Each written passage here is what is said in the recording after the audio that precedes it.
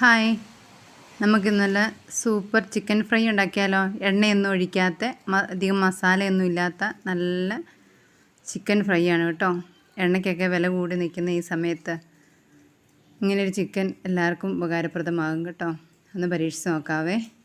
നമുക്കതിനായിട്ട് 1 kilo chicken എടുത്തിട്ടുണ്ട്. അതിലേക്ക് ആവശ്യത്തിന് ഉപ്പ്, മഞ്ഞൾ, മുളക് പൊടി ഇവയെല്ലാം കൂടി നന്നായിട്ട് മിക്സ് ചെയ്ത്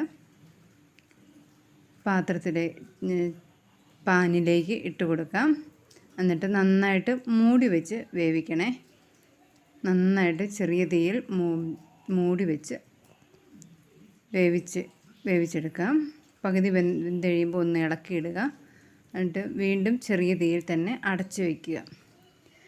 ലാസ്റ്റ് വെള്ളം പറ്റി വരുമ്പോഴത്തേക്ക് കുറച്ച് കുരുമുളക് പൊടിയും കൂടി ഇട്ട് ഒന്നും കൂടി ഡ്രൈ ആക്കി എടുത്ത് സൂപ്പർ ടേസ്റ്റിലുള്ള ചിക്കൻ ഫ്രൈ തയ്യാറാക്കി നോക്കണേ. Thank you.